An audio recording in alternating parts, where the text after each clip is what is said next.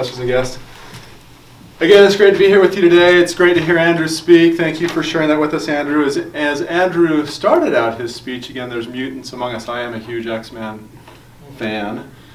And so when he said that, I'm like, maybe he's going to shapeshift on us, or maybe his little Wolverine claws are going to come out, or maybe he has some like really cool powers, right?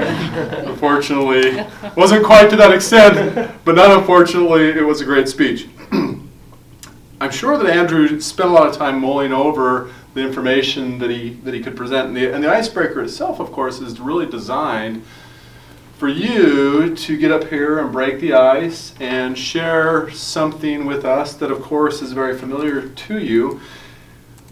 None other than sharing kind of your childhood story and kind of what transpired in relationship to that. So again, the topic is very relevant in relationship to the actual subject of the speech. I love the problem that you have to deal with eating as much as you can. I exercise like 6 times a week, exercise like a crazy man, and still, if I kind of go over my caloric intake, I gain like 10 pounds like that. And so I exercise like mad, I eat like mad, of course, too.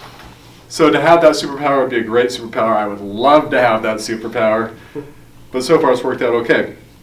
Obviously, it was clear that you spent a lot of time, researching the information, how you're going to present it. The way that you constructed your PowerPoint presentation was, I thought, kind of worked hand in hand with how you're presenting it to us overall. So I thought that was really good as well.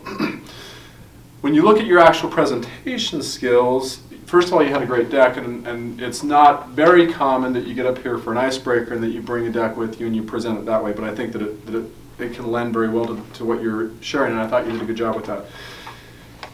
Your use of your gestures and your hand movements was great. Your tone is great. You spent time, again, engaging us all, looking around the room, making sure everyone was a part of the topic.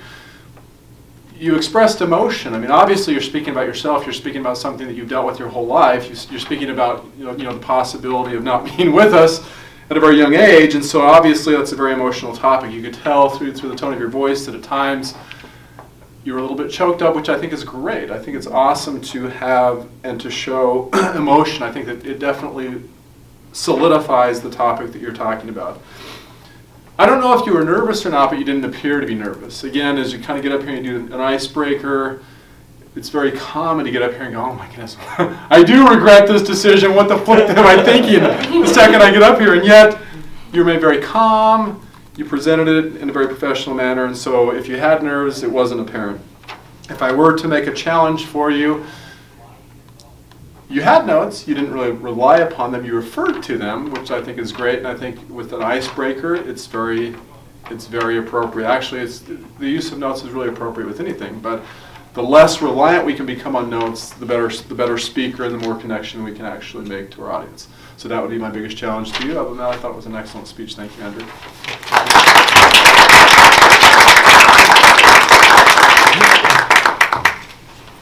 All right, next I'm going to call out the timer to hear all the reports.